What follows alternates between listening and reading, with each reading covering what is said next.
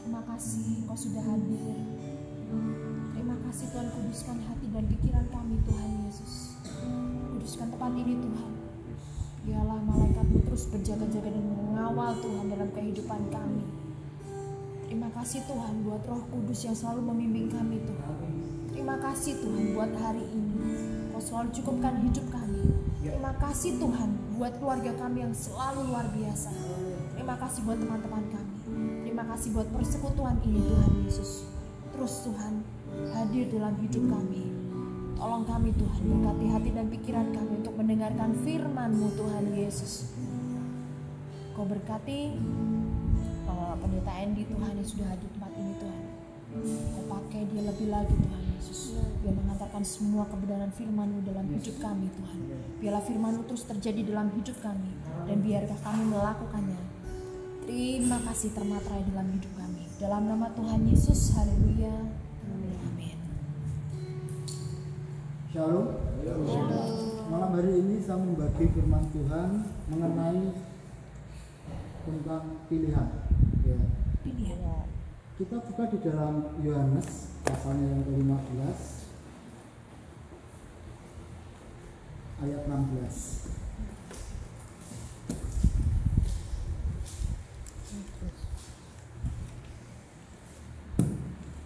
Injil Yohanes pasal yang ke-15 ayat yang ke-16.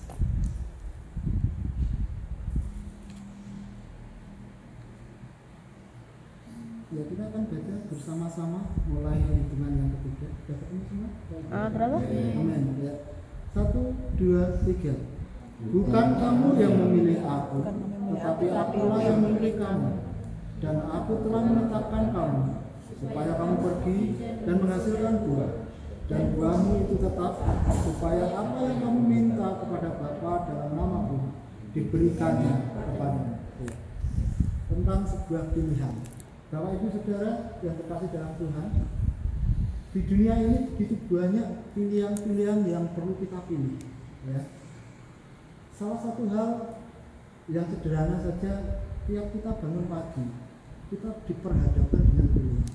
Kita mau terus ingin tidur pagi hari, maka kita memilih untuk bangun dan mengerjakan apa yang menjadi tugas kita. Itu pilihan. Kalau itu sudah menjadi rutinitas, kita tidak terasa. Oh yaudah, saya harus bangun mengerjakan ini dan itu. Kalau sebagai ibu rumah tangga yang mengerjakan apa yang berkaitan dengan dapur dan lain sebagainya. Kalau seorang ayah atau bapak rumah tangga ya persiapan untuk pergi kerja atau apapun, mengantar anak sekolah mungkin seperti itu. Tapi kita sadar atau enggak, hidup kita ini harus memilih. Tapi kabar baiknya adalah kita ini juga dipilih. Kita ini dipilih. Kita menjadi Kristen. Kita percaya pada Yesus. Itu bukan pilihan kita, tapi kita dipilih oleh Tuhan. Tidak mudah kita bisa jadi Kristen percaya Yesus, itu tidak mudah. Kalau bukan Yesus sendiri yang memilih kita. Di sini dikatakan dengan jelas, bukan kamu yang memilih aku, tetapi akulah yang memilih kamu. Ya. Jadi kitalah yang dipilih Tuhan, bukan kita milih Tuhan. Nah, di dalam Tuhan memilih kita, itu bukan karena kita itu baik, bukan kita ini istimewa, atau bukan karena kita ini super, lebih dari yang lain. Bukan berdasarkan itu Tuhan memilih kita, tetapi sebaliknya, apa yang ditolak oleh dunia, apa yang dihinakan oleh dunia, apa yang tidak dimanusiakan oleh dunia, itu yang Tuhan pilih, Tuhan ambil. Bukan karena kita itu baik. Untuk itu tidak ada alasan bagi kita untuk menyombongkan diri seperti bangsa Israel ya, merasa dia bangsa pilihan.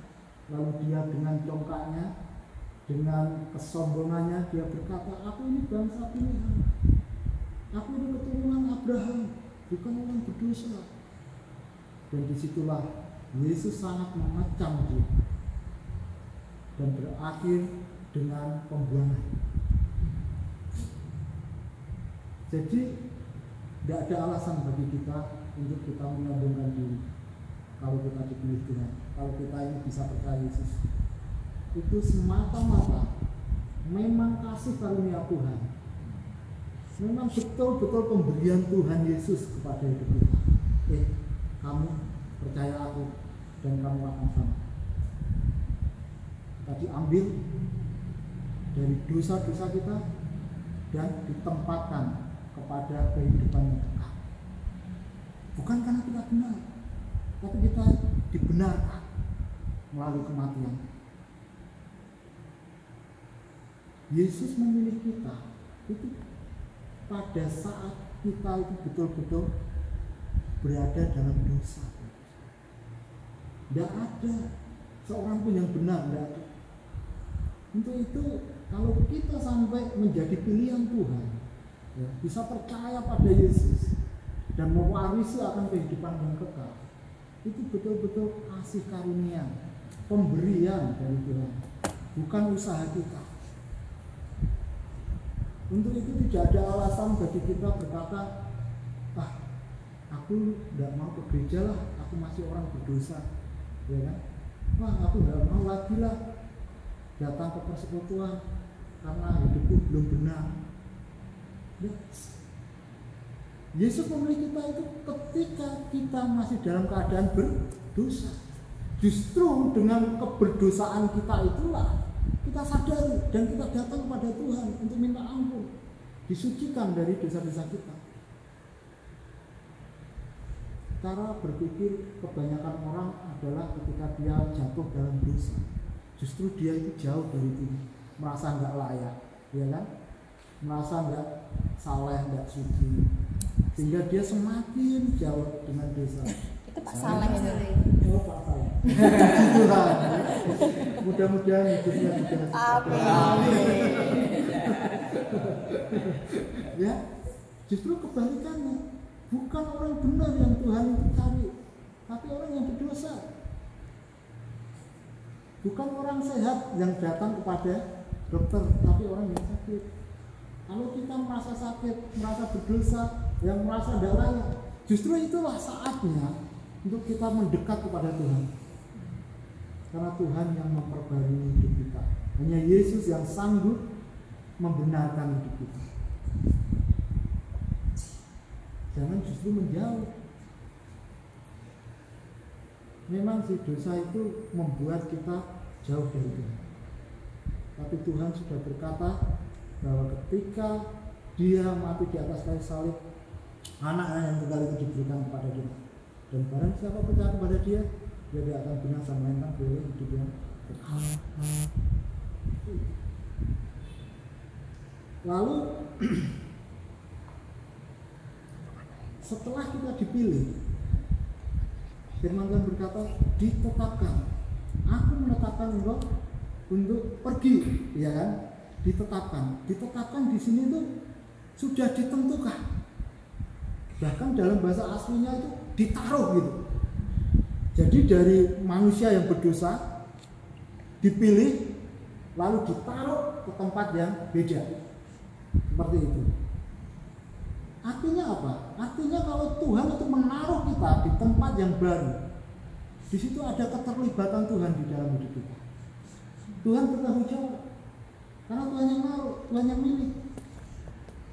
Jadi kalau kita masih ada sampai sekarang, itu oleh karena salah satu tanggung jawab Tuhan di dalam memilih kita. Karena Tuhan bukan manusia, Bapak Ibu Saudara. Sehingga ketika Dia memilih lalu ditinggal begitu saja, enggak. Tapi udah ditaruh, ditempatkan, ya, ditentukan. Kalau saudara kita menyebut ditakdirkan seperti itu, ya, takdir. Jadi pola hidupnya, jalan hidupnya, peta hidupnya itu dirubah. Yang tadinya menuju kepada maut, sekarang dirubah, ditempatkan kepada suatu kehidupan yang kekal. Itu pasti. Itu cara Tuhan menempatkan kita di jalan yang benar. Makanya Yesus berkata, aku akulah jalan dan kebenaran dan hidup. Jadi lengkap di dalam Tuhan ini. Dan Yesus minta, ngapain kita cari yang lain? Sudah, di situ saja. Nah, tujuannya apa sih Tuhan memilih lalu menempatkan kita? Ya, orang-orang yang dipilih Tuhan itu selalu disuruh pergi. Aneh ya? Sudah dipilih, ditempatkan, tapi disuruh pergi. Ya, pergilah kan gitu. Pergi. Salah satu contoh, beberapa contoh ya. Orang-orang yang dipilih Tuhan dan disuruh pergi adalah seperti Abraham. Pergilah dari sanak saudaramu, dari rumah orang tuamu, dari keluargamu ke tempat yang akan aku tunjukkan kepadamu. Lalu siapa lagi? Musa suruh pergi Tuhan. Ya. Waktu itu dia sudah pergi dari Mesir ke tanah Median. Setelah di tanah Median dia menjadi penggembala kambing domba mertuanya yang bernama Yitro. Di situ dia menikah dan punya anak. Lalu di padang saat dia mengembalakan kambing domba, disitulah Allah menjumpai Musa melalui semak duri yang menyala tapi tidak terbakar. Di situ dia diutus untuk pergi kemana? Ke Mesir lagi, membebaskan bangsa Israel. Siapa lagi? Yesaya juga diutus Tuhan, suruh pergi. Siapa yang akan aku mau utus? Ini aku Tuhan utuslah. Pergi. Lalu siapa? Sampai kepada Yesus pun juga diutus oleh Bapa untuk pergi ke dunia ini menyelamatkan manusia. Ya. Dan selanjutnya Yesus mengutus kita. Di Matius 28 ayat 19 sampai 20 dikatakan apa? Karena itu pergilah, jadikanlah semua bangsa muridku, baptislah mereka dan ajarlah mereka apa yang baptislah mereka dalam nama Bapa, Putra dan Roh Kudus, dan ajarlah mereka melakukan apa yang aku perintahkan. Dan ketahuilah, aku menyertai engkau sampai kepada akhir zaman. Ini luar biasa. Setelah kita menyadari bahwa kita dipilih, ya, kita ditetapkan, maka sudah seharusnya kita pergi. Untuk apa? Menghasilkan buah. Apakah kita harus pergi dari rumah kita? Apakah kita harus pergi meninggalkan anak istri kita misalnya, atau suami kita, lalu kita untuk pergi melakukan apa yang diperintahkan Tuhan? Ya, tidak seperti itu. Kalaupun misalnya secara pribadi Bapak Ibu Saudara ada panggilan untuk jadi misionaris atau penginjil, ya tidak apa-apa. Kalau benar loh ya dari Tuhan, bukan untuk alasan meninggalkan keluarga, jangan. Tapi benar-benar seperti kayak Abraham misalnya, disuruh Tuhan pergi meninggalkan keluarga. Tapi kan dia bawa istrinya ya, untuk memberitakan Tuhan. Tapi di sini yang paling penting adalah dikatakan pergi. Itu adalah pergi dari kehidupan lama kita, kehidupan dosa kita, untuk menuju kepada kehidupan yang baru. Dan disitulah kita dituntut untuk menghasilkan buah, dan buah kita itu harus tetap. Apa yang perlu kita hasilkan dari buah baik? Bisa pertama buah pertobatan. Kita bertobat dari apa? Dan hasilkan buah pertobatan itu. Misalnya dulu kita seorang pencuri, seorang pembohong, ya kita jangan lagi mencuri, kita jangan lagi berbohong, kita melakukan yang jujur. Gitu. Kita yang dulu suka menyakiti orang gitu ya dengan perkataan kita atau dengan tindakan kita, ya jangan lakukan itu lagi. Kita berbalik dari semuanya itu, melakukan kasih kepada sesama kita. Kata-kata kita berubah menjadi kata-kata memberkati, sekalipun kita dikutuk, dicaci, ya kan? Tapi kita memberkati dan mendoakan. Seperti itu, Bapak Ibu Saudara. Nah, di dalam Galatia 5 ayat yang ke-22 dan 23 itu adalah salah satu buah roh. Dimana ketika kita sudah dipilih, ditetapkan dan kita pergi, kita akan menghasilkan buah roh. Tetapi buah roh ialah kasih, sukacita, damai sejahtera, kesabaran, kemurahan, kebaikan, kesetiaan, lemah lembutan, penguasaan diri. Tidak ada hukum yang menentang hal ini. Ya, Galatia 5 ayat 12 dan 23. Jadi saya percaya ketika seseorang itu sudah dipilih, ya, dan ditetapkan Tuhan, lalu dia tetap tinggal di situ, maka dia akan menghasilkan buah dari pertobatannya, dari kehidupannya, pasti. Lalu bagaimana sih caranya kita dapat menghasilkan buah? Di Yohanes 15 ayat yang kelima, coba kita lihat, kita baca ya. Bagaimana caranya kita bisa menghasilkan buah? Yohanes 15 ayat yang kelima.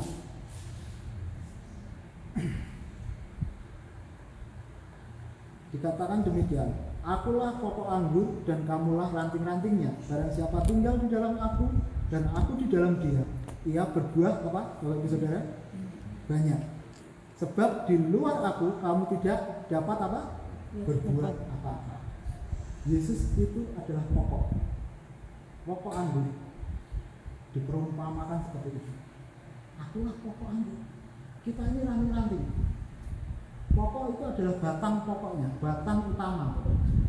Ingat, kita ini ranting, bukan batang. Jadi yang namanya ranting itu pasti lebih kecil dari batangnya. Kalau kita mau berbuah, mau tetap hidup, ya kita melekat pada batangnya untuk dapat menghasilkan buah. Sebab apa? Sebab ketika ranting itu terpisah dari batangnya, maka tidak bisa berbuat apa? Jangankan berbuah, hidup aja tidak bisa. Ranting apapun lah Bapak Ibu Saudara, buktikan lah, potong, pisahkan dulu dari batangnya. Nanti sehari gitu kan daunnya udah layu, kering dan rontok, lalu menjadi kering, tidak ada apa-apa. Nah ingat, kita ini adalah ranting-ranting. Kalau hidup kita mau berbuah, melekat sama Tuhan, terus melekat. Jangan pernah terpisah dari Tuhan. Tetap jalin hubungan, koneksi dengan Tuhan itu penting, terkoneksi terus. Sebagai ayat terakhir, saya mau mengajak Bapak Ibu Saudara membaca di 1 Korintus ayat 6, pasal 6 ayat yang ke-17. Kita baca sama-sama ya. Ini ayat yang luar biasa. 1 Korintus pasal 6 ayat yang ke-17.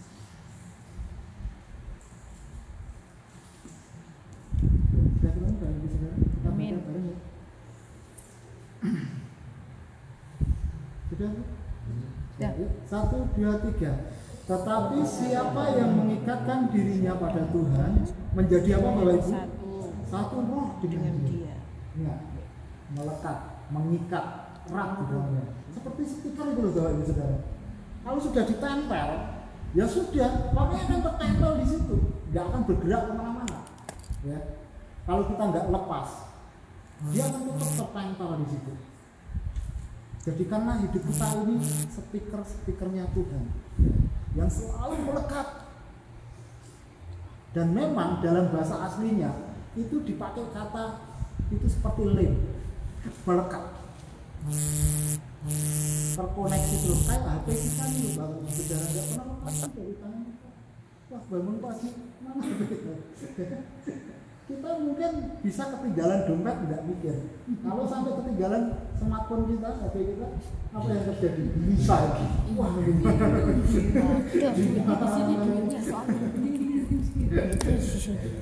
ya, melekat sama Tuhan, kita akan menjadi satu roh.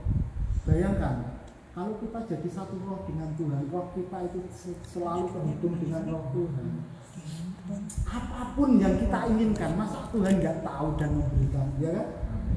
Apapun yang kamu minta di dalam namaku, dalam nama Yesus, akan aku berikan, kata Tuhan. Loh, gimana caranya kita terus bisa melekat dengan Tuhan, bisa terhubung dengan Tuhan? Masa kan kita tiap hari berlutut berdoa seperti itu, Pak? Enggak segitunya juga. Ya enggak segitunya. Begini, Bapak Saudara, untuk kita bisa terus melekat dengan Tuhan, saya kasih tahu, Kita nggak harus selalu ada di kamar dan berdoa gitu.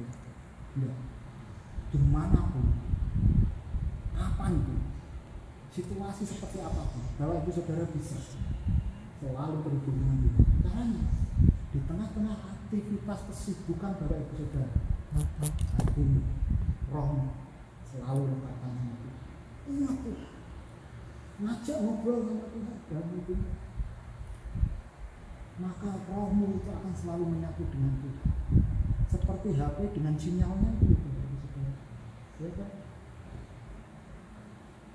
HP kita secanggih apapun, ketika tidak terkoneksi dengan provider, bisa dipakai? Ya, mau nonton YouTube, mau cari apa, Google nggak bisa. Nggak ada sinyalnya, nggak ada jaringannya untuk bisa memberi sesuatu, ya kan? Tapi kalau kita terus terkoneksi dengan Tuhan, ya, terus nempel, sinyalnya terus kuat, tidak lemah, maka apapun yang dari Tuhan itu selalu kita bisa dapatkan. Kita selalu bisa, selalu tahu apa yang Tuhan mau dalam hidup kita. Suatu ketika saya tuh kadang-kala memang melihat atau merasakan kasih Tuhan itu, kadang-kala saya tuh sampai nangis gitu. Saya tuh nggak minta sebenarnya. Suatu ketika saya tuh pengen makan nasi padang gitu. Pengen nasi padang. Ya bisa sih saya turun sebentar gitu. Karena aku tuh kan ditanjakan gitu. Jadi turun sebentar ke bawah. Jadi bisa sih ya. Laki gitu. Iya. Tapi di sini saya coba. Kadang-kadang saya pengen gitu. Tahu nggak kalau nggak sebentar. Itu yang ngantor, nggak tanggung-tanggung.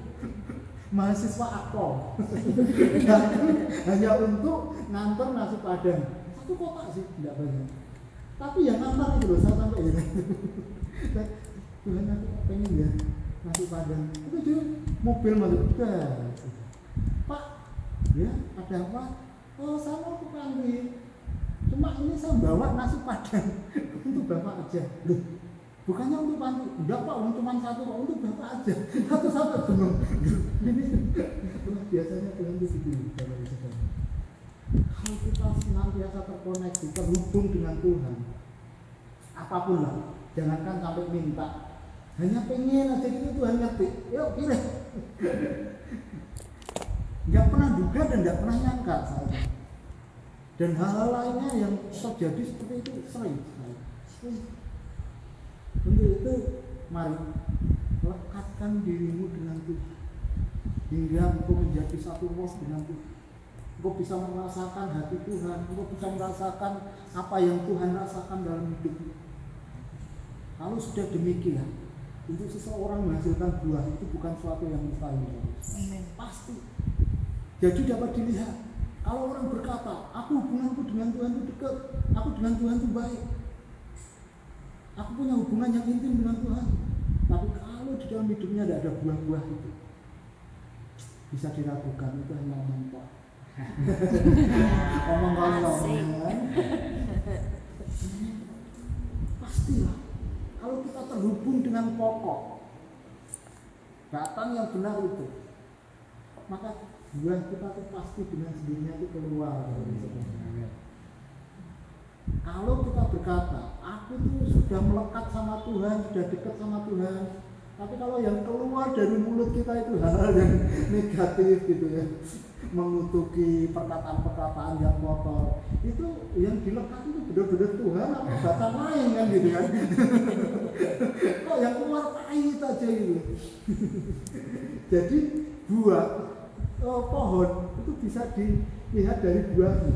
Kalau pohon itu baik, buahnya itu pasti baik. Amin. Tapi kalau buahnya, pohonnya itu nggak mungkin menghasilkan buah yang baik. Nah, pertanyaannya adalah, sudahkah kita melekat kepada batang yang benar? Sehingga apa yang keluar dari buah kehidupan kita? Kematiankah? Atau memang kehidupan yang bisa kita berikan kepada sesama kita? Dari perkataan kita, dari tindakan kita, itulah buah-buah yang harus kita hasilkan. kasih, sukacita, dan sejahtera, kebaikan, kerendahan hati. Pasti kita nggak bisa, orang itu nggak bisa mengeluarkan buah dengan sendirinya. Dia manapun tergantung dari batangnya, ya kan? Jadi kalau kita sudah melekat dengan batang dan betul-betul nempel terus di situ, nggak kadang nempel, kadang enggak, ya nggak akan juga menghasilkan apa-apa. Rantingnya nggak akan bisa bertumbuh dengan baik juga. Gimana buahnya bisa keluar? Ya nggak bisa. Ya mungkin misalnya buah pun ya kecil-kecil, nggak manis gitu ya. Terus setelah itu nanti ya menggerutu, kok ngikut Tuhan kok nggak enak ya, ikut Tuhan kok berat ya. Katanya Tuhan itu kasih, Tuhan itu baik, kok hidupku masih gini-gini aja. Ya cek hubungan kita dengan Tuhan, terus terkonek ya, terus nempel enggak? Apa nempel enggak? Kalau bosan ya enggak lah. Putus dulu Tuhan, nanti kalau pas ada waktu tak nyambung lah. Bisa.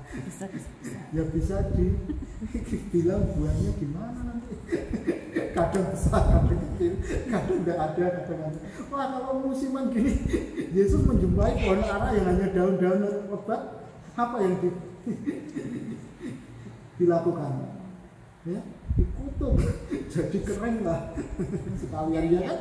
Karena Tuhan juga nggak mau kita ini suam-suam kuku, ya.